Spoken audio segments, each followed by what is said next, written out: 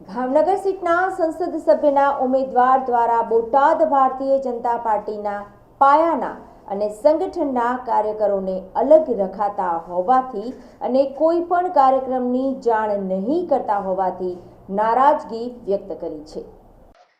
ભાવનગર સીટના સંસદ સભ્યના ઉમેદવાર દ્વારા બોટાદ ભારતીય જનતા પાર્ટીના પાયાના અને સંગઠનના કાર્યકરોને અલગ રખાતા હોવાનો અને કોઈ પણ કાર્યક્રમની જાણ નહીં કરતા હોવાથી નારાજગી વ્યક્ત કરાઈ હતી।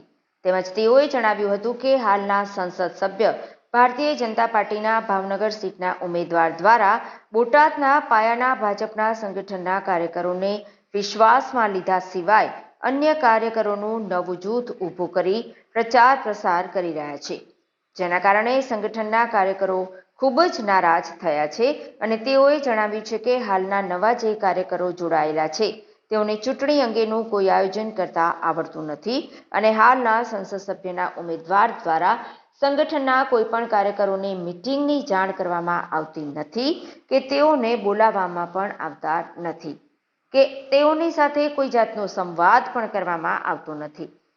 આમ ભાવનગર સીટના ભારતીય જનતા પક્ષના ઉમેદવારથી બોટાદ સંગઠનના ભાજપના કાર્યકરો ખૂબ જ નારાજ છે અને તેઓની ગણના કરવામાં ન આવતા આજ રોજ બોટાદ ભારતીય જનતા પક્ષના સંગઠનના કાર્યકરોએ મિટિંગ યોજી હતી। 150ની ઉપર 250ની આજુબાજુ હતા ગઈકાલે। કોણ કોણ હતા, શું કારણ અને શું બેઠકમાં ચર્ચા? કયા વિસ્તારમાં બેઠક હતી? તુરખા રોડે ગગજી ભગતની ઝૂંપડી પાસે બેઠક રાખી હતી। એમાં 150થી 250 ભારતીય જનતા પાર્ટીના સિનિયર કાર્યકરોની મિટિંગ બોલાવી હતી। બેઠકમાં શું ચર્ચા કરવામાં આવી? હવે બેઠકમાં કાર્યકરની વેદના હતી થોડીક કે જૂના જે કાર્યકરો છે એને થોડીક અવગણના કરવામાં આવે છે કોના દ્વારા? સંગઠન દ્વારા। શું અવગણના કરવામાં આવી? અવગણનામાં એવું છે કે કાર્યક્રમ કોઈ હોય તો કોઈને બોલાવે નહીં, એના માટે નિર્ણય શું કર્યો પછી? નિર્ણય એવો કર્યો જે કાર્યકરો હતા એ ભારતીય જનતા પાર્ટીના કાર્યકર હતા અને રહેવાના છે અને છે તે, અને બેન ઉમેદવાર જે છે એમના સમર્થનમાં કામ કરવાના છે, પણ નારાજગી એ હતી કે સંગઠનને કોઈ કાર્યકરોને બોલાવતા નથી અને અવગણના કરે છે। શું કારણથી તમને લોકોને નથી બોલાવતા? તમને એવું શું લાગે છે? મને એવું લાગે છે કે જે નવા જે કાર્યકરો જોડે છે અન્ય પક્ષમાંથી જોડે છે અને એને બધા મહત્ત્વના સ્થાન આપે છે અને જૂનાની અવગણના થાય છે, તો આ યોગ્ય કહેવાતું નથી એવો મારો વિચાર છે। એવું શું લાગે છે? એવા કયા કાર્યકરો હશે કે એને મહત્વના હોદ્દા આપવામાં આવ્યા? મહત્ત્વના હોદ્દા આજે માનો નવા આવ્યા હોય અને એને હોદ્દા આપી દે અને જૂનાને એને જ્ઞાન હોય ને ભારતીય જનતા પાર્ટીનું, એટલે કેવી જવાબદારીઓ આપે છે જે નવા લોકો? મુખ્ય જવાબદારીઓ આપી દે અને જે કાર્યકરો જૂના સિનિયરો છે એને કંઈ પૂછવામાં નથી આવતું, એનું કંઈ માર્ગદર્શન નથી લેતા।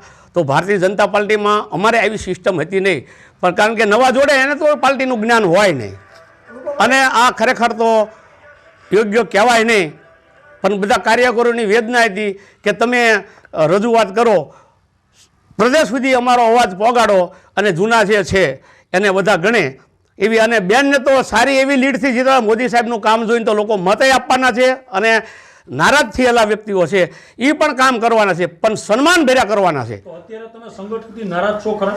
હા, નારાજ જ છે ને બધાય, તો જ ભેગા થવાના। બધાને અવારનવાર મારામાં ફોન આવે છે કે હવે શું કરવાનું, આપણે તો ભારતીય જનતા પાર્ટીના કાર્યકર છીએ અને કામે કરવું પડશે, પણ માન સન્માન સહિત કરવાનું છે।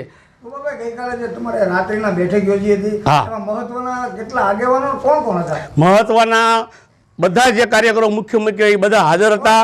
બે પાંચ નામ મળી શકે? હા, જો એમાં મહત્વના કાર્યકરોમાં ગણો તો પ્રદેશના પણ આગેવાનો હતા, શહેરનાય હતા, બરાબર। આ મારી સાથે ઉપપ્રમુખ છે, પ્રભારી પણ અશોકભાઈ સમ્રાટ છે, આ બધાને તમે પૂછો તો કોઈને પણ ગણવામાં આવતા નથી। ખાલી જ્યારે એવો કંઈક મહત્વનો મુદ્દો હોય ને ત્યારે બોલાવે, પછી નિર્ણયની અંદર કોઈને બોલાવતા નથી। હવે અમે કરવાની છીએ, જો આમાં કંઈ સુધારો વધારો નહીં કરે તો આ અમારું આયોજન છે, અમે પ્રદેશ સુધી પણ જઈશું અને કામ તો કરશું, બેનને સારી એવી લીડથી પણ જીતાડશું। પણ કાર્યકરનું એમ કહેવું છે કે અમને માન સહિત બોલાવે, આવકારો દે, તો હવે અંદર કામ કરતા હોય તો બીજા માણસો કરે છે અને નકરું ફોટા સેશન ખોટું કરે છે. ભાજપમાં જ કામ કરશો, અમે સંગઠન સાથે રહીને કામ નહીં કરો.